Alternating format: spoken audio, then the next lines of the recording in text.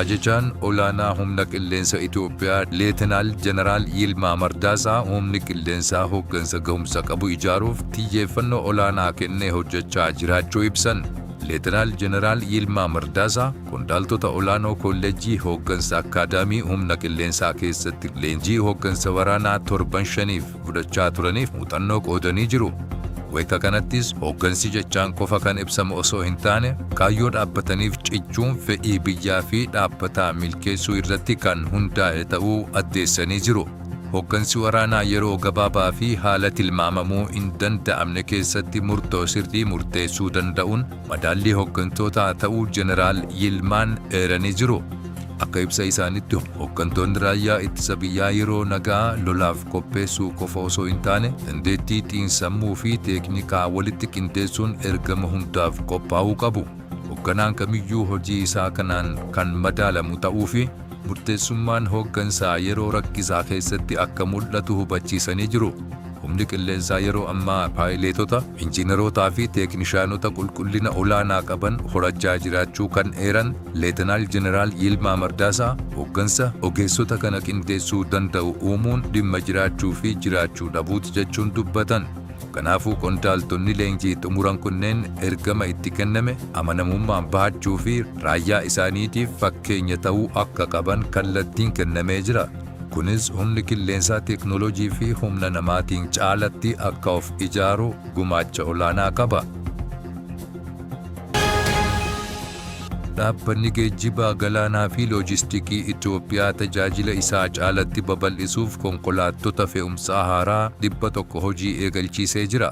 Hojii raawwachiisaa olaanaan dhaabbatichaa Injiinar Abdulbaar Shamsuun akka ibsanitti konkolaattota kanneen bituuf baasii birrii biliyoona 2 fi miliyoona 100 ol ta'ee itti bahee jira. Kunis dandeettii fe'umsaa dhaabbatichaa kanaan dura toonii 26,000 fi 154 ture gara toonii 30,000 fi 654tti kan guddiseedha.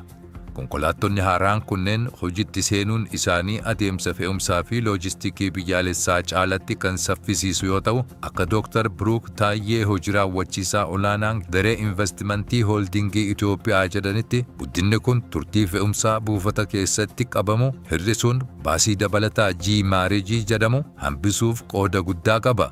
Dandeettiin dhaabbatichaa dabaluun isaa tajaajila si'ataa fi amansiisaa ta'e maamiltootaaf dhiyeessuuf kan dandeessisuudha. Haalli kun loojistikii biyyaalessaa cimsuun alatti gabaa idil-addunyaa irratti dorgomaa ta'uu fi itti quufinsa tajaajila maamilootaa mirkaneessuuf tarkaanfii furtuu jedhamee jira.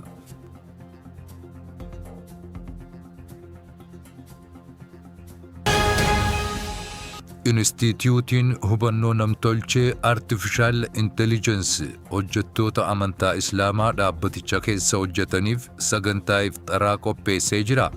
Sagantaa kanarratti itti aanaa ministeera muummee obbo Tamasgeen Turuunaa, Daayireektara olaanaa Instituutichaa Dr. Warquu Gaachanaa fi keessummoonni affeeraman argamuun hirmaatanii jiru.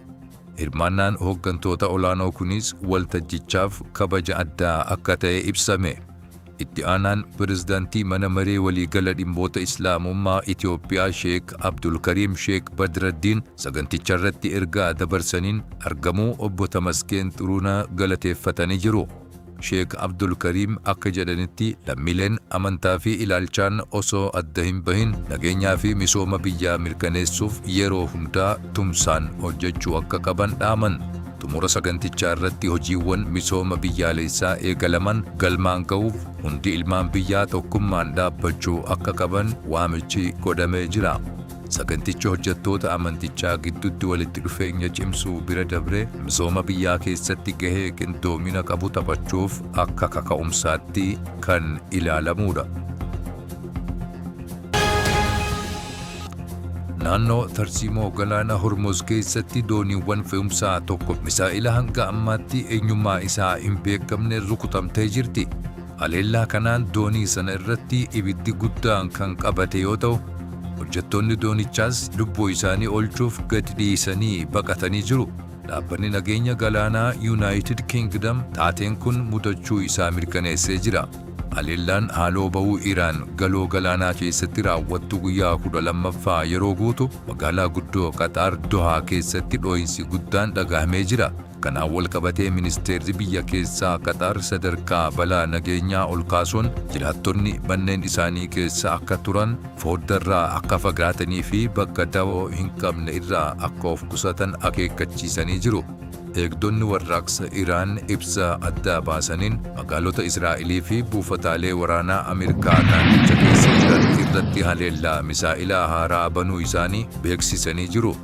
Haleellaan kun keessumaa buufataalee waraanaa Ameerikaa Bahareenii fi Kurdistaan keessa jiran irratti kan xiyyeeffate ta'uun eeramee jira.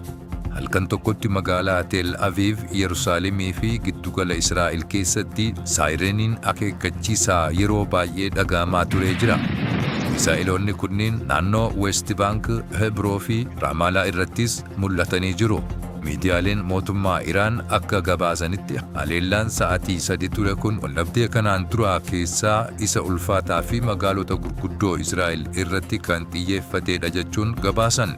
Mootummaan Ameerikaa gama isaatiin dooniiwwan Iraan 16 kanneen albuuda waraanaa galaana keessa kaayan jedhamanii shakkaman barbadeessuu isii beeksiftee jirti. Pirezidaantiin Ameerikaa Doonaald Tiraamp albuudonni naannoo sanatti kaa'amu kamiyyuu hatattamaan akka buqqa'u akeekkachiisanii jiru. Akkasumas kanaan dura dooniiwwan albuudaa kaa'aman 10 barbadaa'uu isaanii ibsuun ammas taanaan sochii albuudaa haaraa bobbaasuu irratti tarkaanfii akka fudhatan dubbatan. Iraaq keessatti haleellaan diroonii Iraan dhaabbata dippiloomaasii Ameerikaa isa guddaa Bagdaad keessatti argamu irratti xiyyeeffatee jira. Haleellaan kun giddugala deeggarsa dippiloomaasii Bagdaad kan naannoo buufata xiyyaaraa jirutti argamu rukutee jira. Tarkaanfiin kun milishoota Iraaniin deeggaramaniin kan raawwate yoo ta'u, akka tarkaanfii haaloo ba'utti ilaalamaa jira.